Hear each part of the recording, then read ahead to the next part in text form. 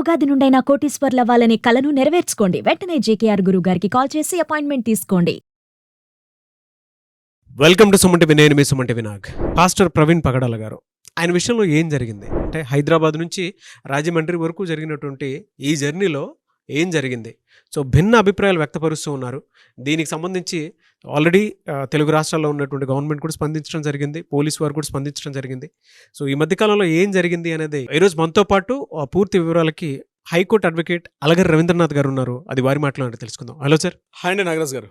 ప్రవీణ్ పగడాల గారు, ఈయన విషయంలో జరిగింది ఏంటి సార్ అసలు? అంటే హైదరాబాద్ నుంచి రాజమండ్రి వరకు జరిగినటువంటి జర్నీలో ఏమైంది? ప్రవీణ్ పగడాల గారి యొక్క హత్య జరిగిన తర్వాత దర్యాప్తు బృందాలు సేకరిస్తున్నాయి. క్లూస్ టీమ్స్ కావచ్చు, లేకపోతే ఫోరెన్సిక్ ఫింగర్ ప్రింట్స్ వాళ్ళు, అదేవిధంగా మనకి డాగ్ స్క్వాడ్స్ వారు, అన్ని రకాల వాళ్ళు కూడా రంగంలో దిగడం కూడా జరిగింది. అయితే హైదరాబాద్ నుండి ఆయన ఎందుకు చాగల్లో వెళ్ళారు, కొన్ని క్వశ్చన్స్ రైజ్ అవుతున్నాయి ఇక్కడ. ఆ క్వశ్చన్స్ ఏంటంటే, కొన్ని క్వశ్చన్స్ నేను మీతో షేర్ చేసుకుంటాను నాగరాజ్ గారు. ఈయన ఏంటి అసలు ఎందుకు వెళ్లాల్సి వచ్చింది? నెంబర్ 1 క్వశ్చన్ సార్ ఇక్కడ. నెంబర్ 2, ఎవరు ఈయన ఇన్వైట్ చేశారు? చాగల్లో ఎందుకు ఈయనకి ఇన్వైట్ చేయాల్సి వచ్చింది? ఎవరు ఇన్వైట్ చేశారు? ఇక్కడ సంఘటన జరిగిన తర్వాత రాత్రి 11:30 కొవ్వూరు బ్రిడ్జ్ దాటినట్టు తెలుస్తుంది. హత్య జరిగిన టైంలో మనకి నేను ఎస్పీ గారు చెప్పేటువంటి విషయాల్లో ఆయనకు ఒక కీలకమైన విషయాలు చెప్పారు. ఆయన చెప్పిన విషయం ఏంటంటే, మార్నింగ్ జరిగిన తర్వాత ఉదయం 8:30-9 గంటల వరకు మా ఏఎస్ఐ గారు ఆ ప్రాంతంలో వెళ్తుండగా ఈ యొక్క దృశ్యాన్ని చూశారు. ఇమీడియట్గా ఏఎస్ఐ గారు చూసిన తర్వాత విఆర్ఓ గారికి ఇన్ఫార్మ్ చేశారు. విఆర్ఓ గారికి ఎందుకు ఇన్ఫార్మ్ చేశారంటే, అనుమానాస్పద అతని వ్యక్తి ఎవరో మనకు తెలియదు కాబట్టి యాజ్ పర్ లీగల్ సిస్టమ్స్ ప్రకారం ఫస్ట్గా ఇన్ఫార్మ్ చేసింది విఆర్ఓ గారు చెప్పారు. విఆర్ఓ గారు అదేవిధంగా ఏఎస్ఐ గారు ఇద్దరు కలిసి ఆ యొక్క సంఘటన స్థలానికి వెళ్ళారు. వెళ్ళిన తర్వాత అసలు అతను చనిపోయి ఉన్నారా లేదా బతికున్నారా తెలియాలంటే డాక్టర్ గారు ఇన్ఫార్మ్ చేయాలి కాబట్టి ఇమీడియట్గా గవర్నమెంట్ డాక్టర్ గారు చెప్పారు. డాక్టర్ గారు, VRO at the same time అందరూ కలిసి అక్కడికి వెళ్ళడం కూడా జరిగింది. దాని తర్వాత అక్కడ పక్కనే ఒక మొబైల్ ఫోన్ పడుంది.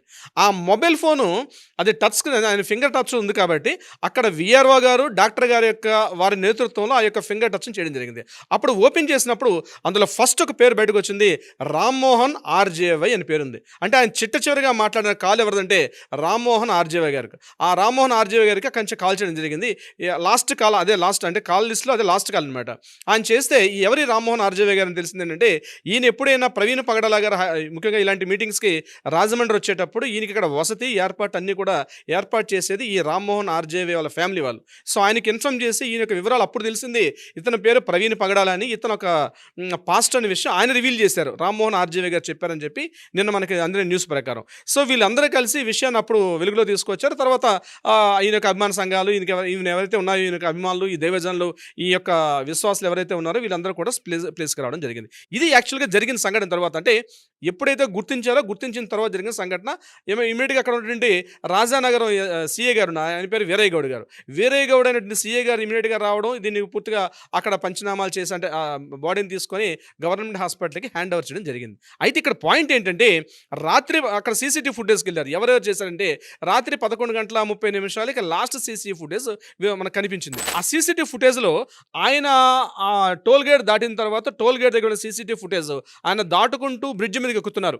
అంటే 4వ బ్రిడ్జ్ అది. అంటే కొవ్వూరు నుంచి ఈ రాజనగరానికి వచ్చేటప్పుడు గోదావరి పైన ఉంటుంది లాస్ట్ వంతెన అదే. ఆ వంతెన దిగితే ఇంకా రాజనగరానికి వచ్చేస్తాం మనం. ఆ లాస్ట్ ప్లేస్లో ఆయన దాటుతున్నట్టు మెల్లగా టర్న్ చేసుకుంటూ వస్తున్నారు. అది చాలా స్లో మోషన్లో ఉంది. ఇంకొకటి ఏంటంటే, ఆయన హెడ్లైట్ ఆఫ్ అయి ఉంది. అక్కడ హెడ్లైట్ ఇండికేటర్స్ మాత్రం వెలుగుతున్నాయి తప్ప మెయిన్ హెడ్లైట్ మాత్రం ఆఫ్లో ఉంది. అవి లేదు, అది కూడా ప్లే చేయండి. సో ఆ హెడ్లైట్ ఆఫ్ అంటే, హెడ్లైట్ ఎందుకు ఆగుంది అంటే, ఆయన మీద ఏమైనా ముందుగా దాడి చేశారా, ఇంకా మార్గ మధ్యలో ఎక్కడైనా దాడి జరిగిందా, అంటే ఇది మృత లేకపోతే యాక్సిడెంట్ అని తెలియడానికి కొన్ని డౌట్స్ రైజ్ చేశారు. అందులో భాగంగా ఆయన హెడ్లైట్ అప్పటికే ఆఫ్ అయి ఉంది. హెడ్లైట్ ఆఫ్ అవ్వడం. నెంబర్ 2 ఏంటంటే, ఆ వెహికల్ కూడా స్లో మోషన్లో వెళ్తుంది. అంటే ఫాస్ట్గా రావట్లేదు, మెల్లగా సైడ్ నుంచి తప్పించుకుంటూ వస్తున్న వీడియో చూసాం మనం. అంటే ఆయన ఏమైనా అంతకుముందు అటాక్ జరిగిందా, అదొకటి ఇంపార్టెంట్. మనకు తెలిసింటే రామ్మోహన్ ఆర్జేవై గారితో లాస్ట్ కాల్ మాట్లాడారు. దర్యాప్తు బృందాలు వాళ్ళ యొక్క ఇన్వెస్టిగేషన్లో భాగంగా బస్ ఈయన కూడా మళ్ళీ పిలిచి మాట్లాడతారు. అంటే హైదరాబాద్ నుంచి రాజమండ్రి వస్తున్న మార్గ మధ్యలో ఎవరెవరితో మాట్లాడారు, ఎవరెవరిని మీట్ అయ్యారు, ఇవి కూడా అందులో వస్తాయి మనకి. ఇకపోతే ఈయన మీద అటాక్ జరిగింది అనడానికి దృశ్యంగా అక్కడ కొన్ని బ్యాంబూ స్టిక్స్ ఉన్నాయి, కొన్ని వెదురు బొంగులు ఉన్నాయి.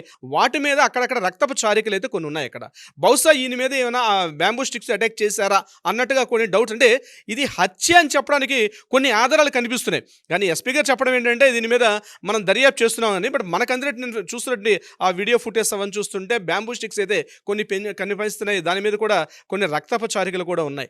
ఏదేమైనప్పుడు కూడా ఈ బ్రిడ్జి దగ్గర ఈయన లాస్ట్ ఫుటేజ్ 11:31 దొరికిన అక్కడ నుంచి ఈయనకి జరిగిన సమయం ఏదైతే ఉందో అది పోస్ట్ మార్టంలో ఆ టైం మెన్షన్ చేస్తుంటారు. ఏ టైంలో ఆయన లాస్ట్ బ్రీత్ తీసుకున్నారనేది పోస్ట్ మార్టం రిపోర్ట్లో వస్తుంది. ఇన్ బిట్వీన్ ఈ గ్యాప్ 6 కిలోమీటర్ల 300 మీటర్లు సుమారుగా జరిగిన సంఘటనకి ఈ 6 కిలోమీటర్ల 300 మీటర్ల డిస్టెన్స్లో ఏమి జరిగింది, ఇక్కడ ఎవరెవరిని కలిసారు, అక్కడ సీసీటీవీ ఫుటేజ్ మనకు దొరకట్లేదు. ఇక ఉన్నటువంటి ఏకైక అవకాశం ఏంటంటే మొబైల్. ఆ మొబైల్ ఫోన్లో లాస్ట్ కాల్ మాట్లాడారు. ఇక ఇది కాకుండా ఇంకెవరైనా బెదిరించే ప్రయత్నం కానీ ఇంకేమైనా కాల్స్ మాట్లాడారా, ఇది కూడా ఇంపార్టెంట్. ఇక్కడ ఈయన జరిగిన సంఘటనలో వీళ్ళు కాకుండా 2-3 ఏమైనా ఉన్నటువంటి కాలు గుర్తులు చూస్తారు. ఇక్కడ పోస్ట్ మార్టం చేసేటప్పుడు అక్కడ ఏమైనా కాలు గుర్తున్నాయా, చేతి గుర్తున్నాయా, ఫింగర్ ప్రింట్స్, ఫోరెన్సిక్ నిపుణులు అందరూ కూడా. ఇంకొకటి ఏంటంటే ఆయన ఒక మాట అన్నారు, నేను ఎస్పీ గారు చెప్పిన మాట ఏంటంటే టెక్నాలజీ అద్భుతమైన టెక్నాలజీ ఉంది. మీరు ఊహించినటువంటి అద్భుతమైన టెక్నాలజీ మన రాష్ట్రంలో ఉంది. ఆంధ్రప్రదేశ్లో ఏ క్షణం ఏం జరిగిందో కూడా మనకు క్లియర్గా తెలుసుకోగలంటే అద్భుతమైన టెక్నాలజీ ఉంది. ఆ టెక్నాలజీ ద్వారా ఇది హత్య లేకపోతే యాక్సిడెంట్ అని మనం కన్ఫర్మ్ చేస్తామని చెప్పడం జరిగింది. నిజంగానే ఆ టెక్నాలజీ ఉంటుంది పోలీస్ డిపార్ట్మెంట్లో. చాలా మందికి మీడియా కానీ కామన్ మ్యాన్కి తెలియదు. కానీ ప్రతి విషయం ఫోన్ కాల్లో ఏ క్షణం ఎవరితో మాట్లాడారు, ఏ సిగ్నల్ నుంచి వచ్చింది, ఏ టవర్ నుంచి వచ్చింది, ఎవరితో మాట్లాడారు, ఏం మాట్లాడారు, వాట్సాప్ అయినా సరే ఇటువంటిదైనా సరే క్లియర్గా తెలుస్తుంది అక్కడ ప్రతిదీ. అంటే ఇంట్రాగేషన్ చేసి అంటే ఆ యొక్క క్లూస్ టీమ్స్ కలెక్ట్ చేసేటప్పుడు ఈచ్ అండ్ ఎవ్రీ ఆ యొక్క రక్తపచారికలు ఉన్నాయి. అది ఈయన యొక్క డిఎన్ఏ అంటే రక్తాన్ని యొక్క శాంపిల్స్ని చూస్తారు అక్కడ. అది సేమ్ డిఎన్ఏ ఉంటుందా లేకపోతే వేరే డిఎన్ఏ అంటే ఒకవేళ కొట్లాట జరిగింది అనుకోండి, ఆ కొట్లాట్లో వాళ్ళు కూడా చేతికి గాయం లేదా గాయం తేలితే ఆ ప్రతి అండ్ ఈచ్ అండ్ ఎవ్రీ యొక్క డిఎన్ఏని కూడా శాంపిల్స్ కలెక్ట్ చేస్తారు. అంటే వేరే వాళ్ళ బ్లడ్ శాంపిల్స్ ఉన్నాయి అక్కడ ఉంటుంది, ఎవరిదే ఉంటుంది అక్కడి నుంచి మొదలు పెడతారు క్లూస్. ఇది చాలా పెద్ద ప్రాసెస్ అండి. నేర పరిశోధన అన్నది అదొక పెద్ద సబ్జెక్ట్. క్రిమినాలజీలో ఉంటున్న సబ్జెక్ట్ ఏంటంటే నేర పరిశోధన అనేది చాలా పెద్ద వాషన్. అది ఆ యొక్క నిజంగా చేయాలనుకుంటే పోలీస్ డిపార్ట్మెంట్ వాళ్ళు చేయగలరు కూడా. అది నిజమా కాదని తేల్చి అద్భుతం టెక్నాలజీస్ వచ్చాయి. ఇంతకుముందు టెక్నాలజీ లేదు. ఈరోజు టెక్నాలజీ సహాయంతో కూడా అసలు నిజంగా జరిగిందా లేదా, అసలు ఏం అవకాశం లేకపోయినా కూడా శూన్యులోంచి కూడా పట్టుకొస్తారు మన పోలీస్ డిపార్ట్మెంట్ వాళ్ళు. అద్భుతం నిజంగా. ముఖ్యంగా వ్యవస్థ పనిచేస్తున్నటువంటి దర్యాప్తు బృందాలు కూడా అక్కడ ఉన్నటువంటి వ్యవస్థ కూడా. నేను ఎస్పీ గారిని మరొకసారి ఇప్పుడు ప్రతి వీడియోలో మనం చెప్తున్నాం, మరొక వీడియోలో కూడా అభినందించాల్సిన వయసు అండి. అటువంటి స్థాయి కలిగిన వ్యక్తులు అక్కడ ఉంటే దర్యాప్తు సక్రమంగా జరుగుతుంది. ఎందుకంటే ముఖ్యమంత్రి చంద్రబాబు నాయుడు గారు స్వయానా మాట్లాడడం జరిగింది. హోమ్ మినిస్టర్ అనిత గారు కూడా ఇది పూర్తిగా జరగాల్సిన దర్యాప్తు పూర్తిగా జరిపిస్తామని చెప్పి ప్రజలకు ఒక హామీ భరోసా కూడా ఇస్తున్నారు. ఏదేమైనప్పుడు కూడా డౌట్ఫుల్ ఏంటంటే ఆ కొవ్వూరు బ్రిడ్జి రాత్రి 11:31 జరిగిన సంఘటన నుంచి ఈయన ఎప్పుడైతే చనిపోయారో ఈ సంఘటన మధ్యలో ఏం జరిగిందని తెలిస్తే మొత్తం యొక్క స్టోరీ అంతా కూడా వెలుగులోకి వచ్చే అవకాశం ఉంటుంది. టోటల్ ఎంత సార్? 6 కిలోమీటర్స్ ఉండొచ్చు. 6 కిలోమీటర్ల 300 మీటర్లు అని చెప్తున్నారు సార్. సో మధ్యలో ఏం జరిగింది అనేది మాత్రం సస్పీషియస్ అనమాట. అవునండి. పోలీస్ యంత్రాంగం చెప్పినటువంటి ఇన్ఫర్మేషను. సో ఇది ఈ విధంగా జరిగింది, ఉన్న సీసీ ఫుటేజ్ ప్రకారం ఉన్న ఆధారంగా ఇది జరిగింది అని చెప్పేసి రివీల్ చేయడం జరిగింది. సో వారికి కూడా స్పెషల్ థ్యాంక్స్ మనం చెప్పాలి. ఎందుకు అంటే వెంటనే స్పందించి ఏం జరిగిందని చెప్పేసి ఇష్యూ సెన్సిటివ్ అవ్వకముందే అలాంటి వారు అప్రమత్తంగా ఉండి స్పందించడం అనేది చాలా మంచి విషయము. అండ్ ఇలాంటి దారుణాలు జరగకూడదు, బాధాకరం కూడా, నో డౌట్. అండ్ మీరు ఇందాక చెప్పినట్లు టెక్నాలజీ కూడా అందుబాటులో ఉంది. త్వరితగతిన దీనికి కూడా ఒక రైట్ జస్టిస్ జరుగుతుందని మాత్రం భావిద్దాము. చాలామంది స్పందించడం కూడా జరిగింది. అండ్ మీరు మాట్లాడిన దాని ప్రకారం సార్ కాల్ డేటాను బట్టి కూడా కొంత విషయాలు సేకరించేటువంటి అవసరం ఉంది. ఏం జరిగింది, ఏంటి, అంతకుముందు ఎవరితో మాట్లాడారు, ఈ గ్యాప్లో ఏం జరిగి ఉంటుంది అనేటువంటిది. సో మీరు ఒక కీలక పర్సన్ పేరు కూడా చెప్పడం జరిగింది. ఆయన రాజమండ్రి ఎప్పుడు వెళ్ళినా కూడా ఆయనే వీటికి సంబంధించినటువంటి ప్రతి డేటాని చూసుకుంటూ ఉంటారు అని చెప్పి ఆ కన్వర్జేషన్. సో అక్కడ కన్వర్జేషన్ ఏం జరిగింది ఏంటి అనేది కూడా దాన్ని బట్టి కూడా కొంత తెలియాల్సినటువంటి అవసరం ఉంది. ఏదేమైనా ఏ విధంగా ఉంటుంది దీనిపై మాత్రం త్వరగా ఒక్కొక్క జడ్జిమెంట్ రావాలని మాత్రం కోరుకుందాం. అవునండి నాగరాజ్ గారు. ఎనీవేస్ థ్యాంక్ యూ అండి. Thank you so much Ravindranath గారు. Thank you so much Nagaraj గారు. సుమన్ టీవీలో మీ పర్సనల్ అండ్ బిజినెస్ ప్రమోషన్స్ కోసం కింది నెంబర్కి కాంటాక్ట్ చేయండి.